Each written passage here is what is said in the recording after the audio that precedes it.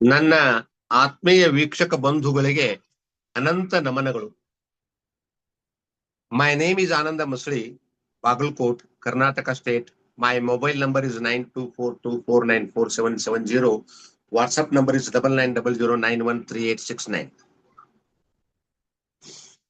ನಾನು ಹಿಂದಿನ ವಿಡಿಯೋದಲ್ಲಿ ನಮ್ಮ ಗಿಲ್ಲಿ ಹಾಗೂ ಕಾವ್ಯ ಅವರು ಇಬ್ರು ಸೇರ್ಕೊಂಡು ಅಂಡರ್ಸ್ಟ್ಯಾಂಡಿಂಗ್ ಮೇಲೆ, ಮ್ಯೂಚುವಲ್ ಅಂಡರ್ಸ್ಟ್ಯಾಂಡಿಂಗ್ ಮೇಲೆ, ಕಾಂಪ್ರಮೈಸ್ ಮೇಲೆ ಒಂದು ವಿಡಿಯೋ ಚಾನೆಲ್ ಅನ್ನ ಆರಂಭ ಮಾಡಿದ್ರೆ ಒಳ್ಳೆಯದು, ಅವರ ಜನಪ್ರಿಯತೆಯನ್ನ ಹಾಗೆ ಉಳಿಸ್ಕೊಂಡು ಹೋಗ್ಲಿಕ್ಕೆ, ಬೆಳೆಸ್ಕೊಂಡು ಹೋಗ್ಲಿಕ್ಕೆ ಇಬ್ಬರಿಗೂ ಅನುಕೂಲ ಆಗ್ತದ ಅನ್ನುವಂತಹ ಸದುದ್ದೇಶದಿಂದ ನಾನು ಸಲಹೆಯನ್ನ ಕೊಟ್ಟಿದ್ದೆ. ಆ ಸಲಹೆ ಇನ್ನೂ ಅವರ ತನ ಮುಟ್ಟಿಲ್ಲ, ಅವರವರೆಗೆ ಮುಟ್ಟಿಲ್ಲ ಅಂತ ನಾನು ಅಂದ್ಕೋತೀನಿ. ಯಾರಾದ್ರೂ ಅವರ ಬೇಕಾದವರು, ಅವ್ರಿಗೆ ಇಷ್ಟ ಇದ್ದವರು, ಅವರ ಒಳ್ಳೆಯದನ್ನ ಬಯಸುವವರು ಇದ್ರೆ, ಅವರ ಹಿತೈಷಿಗಳಿದ್ರಪ್ಪ ಅಂದ್ರೆ ದಯವಿಟ್ಟು ಅವರಿಗೆ ಈ ವಿಷಯವನ್ನ ತಲುಪಿಸ್ರಿ, ನನ್ನ ವಿಡಿಯೋಗಳನ್ನ ಬೇಕಾದ್ರೆ ಅವರಿಗೆ ತೋರಿಸ್ರಿ, ಕಳಿಸ್ರಿ ಅನ್ನುವಂಥ ಮಾತನ್ನ ಹೇಳಿಕ್ಕೆ ಇಷ್ಟಪಡ್ತೀನಿ. ಇವತ್ತಿನ ದಿವಸ ಇನ್ನೊಂದಷ್ಟು ಆ ವಿಷಯವನ್ನ ಸವಿಸ್ತಾರವಾಗಿ ಮಾತಾಡ್ಬೇಕು ಅಂತ ಕೂತಿದ್ದೀನಿ. ಗಿಲ್ಲಿ ಕಾವ್ಯ ಅವರು ಒಳ್ಳೆಯ ಜನಪ್ರಿಯತೆಯನ್ನ ಹೊಂದಿದ್ದಾರೆ. ಅವರಿಬ್ರು ಒಳ್ಳೆಯ ಸ್ನೇಹಿತರು, ಆತ್ಮೀಯ ಸ್ನೇಹಿತರು. ಆ ಸ್ನೇಹದ ದ್ಯೋತಕವಾಗಿ ಅವರಿಬ್ರು ಸೇರಿ ಯೂಟ್ಯೂಬ್ ಚಾನಲ್ ಮಾಡಿದ್ರ ತುಂಬಾ ಒಳ್ಳೆಯ ಹೆಸರು ಬರ್ತದೆ, ಅವರ ಜನಪ್ರಿಯತೆ ಇನ್ನೂ ಹೆಚ್ಚಾಗ್ತದೆ.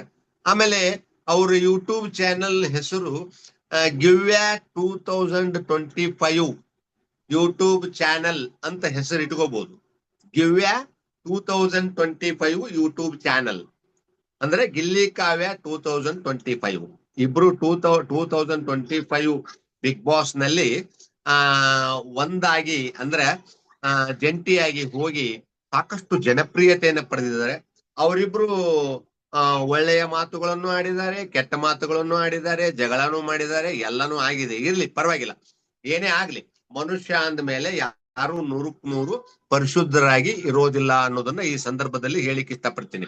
ನಾವೆಲ್ಲ ಸಮಯ ಸಂದರ್ಭ ಬಂದಂಗ ನಮ್ಮ ತಪ್ಪುಗಳನ್ನ ತಿದ್ದುಕೊಂಡು ನಾವು ಬೆಳಿಬೇಕು. ನಿಜವಾಗ್ಲೂ ನಾವು ಬೆಳಿಬೇಕು ಅನ್ನೋ ಇಷ್ಟ ಇದ್ರೆ ನಮ್ಮ ತಪ್ಪುಗಳನ್ನ ನಾವು ತಿದ್ದುಕೋಬೇಕು. ಬೇರೆದವ್ರು ಏನಾದ್ರೂ ನಮ್ಮ ತಪ್ಪುಗಳನ್ನ ಎತ್ತಿ ಹೇಳಿದಾಗ ಅವ್ರ ಬಗ್ಗೆ ಬೇಜಾರ ಮಾಡ್ಕೋಬಾರ್ದು, ಅವರಿಗೆ ನಾವು ಥ್ಯಾಂಕ್ಸ್ ಹೇಳ್ಬೇಕು. ನಮ್ಮ ತಪ್ಪುಗಳನ್ನ ಯಾರು ನಮ್ಮ ಎದುರಿಗೆ ಎತ್ತಿ ಹೇಳ್ತಾರ ಅವರು ನಿಜವಾದ ನಮ್ಮ ಸ್ನೇಹಿತರು ಅನ್ನೋದು ನನ್ನ ವೈಯಕ್ತಿಕ ಅಭಿಪ್ರಾಯ. ಆದ್ರ ನಮ್ಮ ಬಗ್ಗೆ ಒಳ್ಳೆಯ ಅಭಿಪ್ರಾಯ ಇಲ್ಲದೆ ಇರೋರು, ನಮ್ಮ ಎನಿಮಿಗಳು, ನಮ್ಮ ವಿರೋಧಿಗಳು ಹೇಗಿರ್ತಾರಂದ್ರೆ ನಮ್ಮನ್ನ ನಕ್ಕು ಹೊಗಳಿ ನಮ್ಮನ್ನ ಹಾಳು ಮಾಡುವ ಸಾಧ್ಯತೆ ಇರ್ತದೆ. ಅಂಥವ್ರನ್ನ ದಯವಿಟ್ಟು ನಂಬಬಾರ್ದು ನಾವು.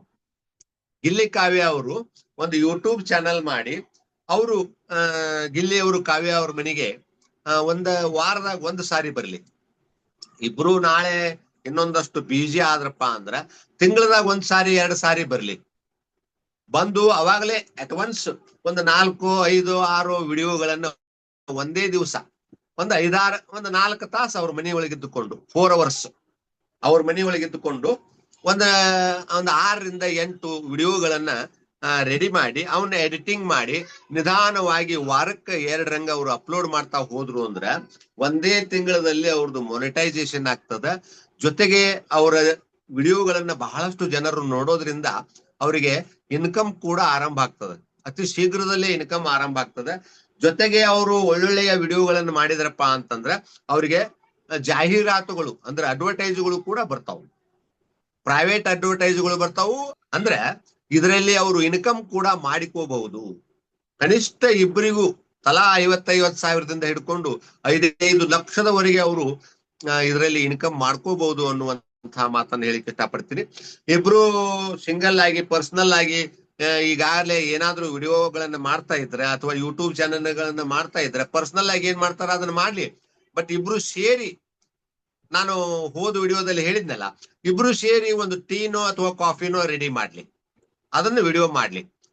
ಆ ಮಾಡ್ಕೊಂಡಂತಹ ಟೀ ಅಥವಾ ಕಾಫಿಯನ್ನ ತಗೊಂಡು ಇಬ್ರು ಒಂದು ಕಪ್ಪು ಬಸಿ, ಇಬ್ರದು 2 ಕಪ್ಪು ಬಸಿ ತಗೊಂಡು ಒಂದು ಮಧ್ಯದಲ್ಲಿ ಟೇಬಲ್ ಅಕ್ಕಪಕ್ಕ ಚೇರ್ ಹಾಕೊಂಡು ಕೂತ್ಕೊಂಡು ಒಂದಷ್ಟು ಹರಟಿ ಹೊಡಿತಾ ಅಥವಾ ಮಾತನಾಡ್ತಾ ಅಥವಾ ಯಾವುದೋ ಒಂದು ವಿಷಯದ ಬಗ್ಗೆ ಡಿಸ್ಕಷನ್ ಮಾಡ್ತಾ ಅವರು ಆ ಟೀ ಅಥವಾ ಕಾಫಿ ಕುಡಿದ್ರೆ ಒಂದು ವಿಡಿಯೋ ರೆಡಿ ಆಯ್ತು. ಅದೇ ತೆರನಾಗಿ ಇನ್ನೊಂದು ಸಾರಿ ಅವರು ಪಲಾವ್ ಮಾಡ್ಲಿ ಅಥವಾ ವೆಜಿಟೇಬಲ್ ಪಲಾವ್ ಮಾಡ್ಲಿ, ಅಥವಾ ಅವರು ಆಮ್ಲೆಟ್ ಮಾಡ್ಲಿ, ಅಥವಾ ಎಗ್ ಆಮ್ಲೆಟ್ ಮಾಡ್ಲಿ, ಅಥವಾ ಏನಾರ ಅಡಿಗೆ ಮಾಡ್ಲಿ, ಅದನ್ನ ಸರ್ವ್ ಮಾಡ್ಕೊಂಡು ಅವರಿಬ್ರು ಕುತ್ಕೊಂಡು ಮಾತಾಡ್ತಾ ತಿಂದ್ರೆ ಒಂದು ವಿಡಿಯೋ ಮುಗೀತು. ಇದೇ ತೆರನಾಗಿ ಮಾಡ್ಲಿಕ್ಕೆ ಅವರಿಗೆ ಸಾಕಷ್ಟು ಕಂಟೆಂಟ್ಗಳದಾವ್, ಅವಕಾಶಗಳದಾವ್.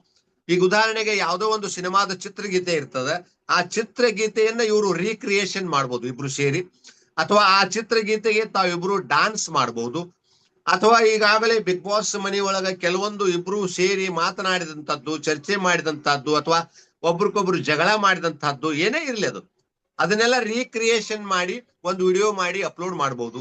ಒಟ್ಟಿನಲ್ಲಿ ಜನಗಳ ಮಧ್ಯದಲ್ಲಿ ನೀವು ಇರಬೇಕು. ಇದರಿಂದ ನಿಮ್ಮ ಅಭಿಮಾನಿಗಳಿಗೆ ನಿಮ್ಮನ್ನ ನೋಡುವ ಸೌಭಾಗ್ಯ ಸಿಗ್ತದ. ಅವರಿಗೆ ನಿಮಗ ಮುಂದೆ ಸಿನಿಮಾದಲ್ಲಿ ಅವಕಾಶಗಳು ಸಿಕ್ಕಾಗ ನೀವು ಸಿನಿಮಾಗಳನ್ನ ಮಾಡ್ರಿ, ನಾನ್ ಬೇಡ ಅಂತ ಹೇಳಲ್ಲ. ಬಟ್ ಇದರಲ್ಲೇ ನೀವು ಪ್ರತಿ ತಿಂಗಳು ಹೇಳಿದ್ನಲ್ಲ, ಕನಿಷ್ಠ 50 ಸಾವಿರದಿಂದ ಹಿಡ್ಕೊಂಡು 5 ಲಕ್ಷದವರೆಗೆ ನೀವು ಗಳಿಕೆ ಮಾಡ್ಲಿಕ್ಕೆ ಅವಕಾಶದ ಅನ್ನುವಂತ ಮಾತನ್ನ ಹೇಳ್ತೀನಿ. ಯಾಕಂದ್ರೆ ಅಂತಾರಾಷ್ಟ್ರೀಯ ಮಟ್ಟದಲ್ಲಿ ನಿಮ್ಮಿಬ್ಬರ ಒಳ್ಳೆಯ ಹೆಸರದ, ನೀವಿಬ್ರು ಸೇರಿ ಮಾಡ್ಬೇಕು. ಒಬ್ಬೊಬ್ಬರ ಮಾಡಿದ್ರೆ ಅಷ್ಟೊಂದು ಅದಕ್ಕೂ ಬೆಲೆ ಬರಲ್ಲ ಅನ್ನುವಂತ ಮಾತನ್ನ ಹೇಳ್ತೀನಿ. ನೀವಿಬ್ರು ಒಳ್ಳೆಯ ಸ್ನೇಹಿತರಾಗಿ ಮುಂದುವರಿಯಿರಿ. ಇಂಥ ಒಳ್ಳೊಳ್ಳೆಯ ವಿಡಿಯೋಗಳನ್ನ ಮಾಡ್ರಿ, ರೀಕ್ರಿಯೇಷನ್ ಮಾಡ್ರಿ, ಅಥವಾ ಯಾವ್ದಾದ್ರು ಒಂದು ಚಿತ್ರಗೀತೆಯ ಹಾಡನ್ನ ರೀಕ್ರಿಯೇಷನ್ ಮಾಡ್ರಿ, ಅಥವಾ ಯಾವುದೇ ಒಂದು ಸಂದರ್ಭವನ್ನ ನೀವು ರೀಕ್ರಿಯೇಷನ್ ಮಾಡ್ರಿ. ಕನ್ನಡ ಸಿನಿಮಾಗಳು ಸಾಕಷ್ಟು ಸಿಗ್ತಾವ್, ಆಮೇಲೆ ಹಿಂದಿ ಸಿನಿಮಾಗಳು ಸಿಗ್ತಾವ್. ಏನಾದ್ರೂ ಒಂದು ಸನ್ನಿವೇಶ ಅಥವಾ ಒಂದು ಹಾಡು ಏನಾರೇ ತಗೊಳ್ರಿ ನೀವು, ಅದು ನಗುದಿರ್ಬಹುದು, ಅಳುವುದಿರ್ಬಹುದು, ಅಥವಾ ಖುಷಿ ಪಡುವುದಿರ್ಬಹುದು, ಅವರಿಬ್ರು ಪ್ರೀತಿ ಮಾಡುವುದಿರ್ಬಹುದು, ಹೀರೋ ಹೀರೋಯಿನಿ ಪ್ರೀತಿ ಮಾಡುವ ಸಂದರ್ಭ ಇರ್ಬೋದು, ಏನೇ ಇರ್ಲಿ, ಒಂದು ವಿಡಿಯೋ ರೆಡಿ ಆಯ್ತಂದ್ರೆ ಅದನ್ನ ಅಪ್ಲೋಡ್ ಮಾಡ್ರಿ. ಕನಿಷ್ಠ ಕಡಿಮೆ ಅಂದ್ರೂ 5 ನಿಮಿಷ ಇರಬೇಕು, ಬಹಳ ಅಂದ್ರೆ 10 ನಿಮಿಷ ಸಾಕು. 10 ನಿಮಿಷಕ್ಕಿಂತಲೂ ಹೆಚ್ಚಿಗೆ ಮಾಡುವ ಅವಶ್ಯಕತೆ ಇಲ್ಲ ಅನ್ನೋದು ನನ್ನ ಅಭಿಪ್ರಾಯ. ಫಾರ್ ಎಕ್ಸಾಂಪಲ್, ಅದು 10 ನಿಮಿಷಕ್ಕಿಂತ ಹೆಚ್ಚಿಗೆ ಆಗೋದಿತ್ತಪ್ಪ ಅಂದ್ರೆ ನೀವು ಮಾಡ್ರಿ. ಅಥವಾ ಯಾವುದೇ ಒಂದು ಸಿನಿಮಾದಂದು ಅಥವಾ ಒಂದು ನಾಟಕದಂದು ಅದನ್ನೊಂದು ರೀಕ್ರಿಯೇಷನ್ ಮಾಡುವಾಗ ಅದು ಅಕಸ್ಮಾತ್ 15 ನಿಮಿಷ 20 ನಿಮಿಷ ಆಯ್ತಂದ್ರೆ ಅದನ್ನ ಭಾಗ 1 ಭಾಗ 2 ಅಂತ ಮಾಡಿ 2 ಸಾರಿ ಅಪ್ಲೋಡ್ ಮಾಡ್ರಿ. ಕನಿಷ್ಠ ವಾರದಲ್ಲಿ 2 ವಿಡಿಯೋಗಳನ್ನ ನೀವು ಅಪ್ಲೋಡ್ ಮಾಡಿದ್ರೆ ನಿಮಗೆ ಒಳ್ಳೇದಾಗ್ತದೆ. ನಿಮ್ಮ ಹೆಸರು, ನಿಮ್ಮ ಜನಪ್ರಿಯತೆ ಹೀಗೆ ಮುಂದುವರಿತದೆ. ಆಮೇಲೆ ನೀವು ಇದರಲ್ಲಿ ಉತ್ಪನ್ನವನ್ನು ಮಾಡ್ಕೋಬಹುದು. ದಿನನಿತ್ಯದ ಬದುಕಿಗೆ ನಿಮಗೆ ದುಡ್ಡು ಬಹಳ ಅವಶ್ಯದ. ಅದಕ್ಕೋಸ್ಕರ ನೀವು ಇದ್ರ ಬಗ್ಗೆ ಆಲೋಚನೆ ಮಾಡ್ಬೇಕು. ಈ ವಿಷಯವನ್ನ ಅವರವರೆಗೆ ತಲುಪುವ ಹಾಗೆ ಯಾರಾದ್ರೂ ಪ್ರಯತ್ನವನ್ನ ಮಾಡ್ಬೇಕು ಅನ್ನುವಂತ ಮಾತನ್ನ ಹೇಳ್ತಾ ನನ್ನ ಈ ವಿಡಿಯೋವನ್ನ ಮುಗಿಸ್ತಾ ಇದ್ದೀನಿ sir. Thank you sir, thank you very much. Subscribe ಆಗ್ರಿ, ಲೈಕ್ ಮಾಡ್ರಿ, ಶೇರ್ ಮಾಡ್ರಿ, ನಮಗೆ ಸಪೋರ್ಟ್ ಮಾಡ್ರಿ. ನೀವು ಸಬ್ಸ್ಕ್ರೈಬ್ ಆಗಿದ್ರಿ ಅಂದ್ರೆ ಬೇರೆದವರಿಗೂ ಆಗ್ಲಿಕ್ಕೆ ಹೇಳ್ರಿ ಅಂತ ಹೇಳ್ತಾ ನನ್ನ ಮಾತುಗಳನ್ನು ಮುಗಿಸ್ತಾ ಇದ್ದೀನಿ ಸರ್.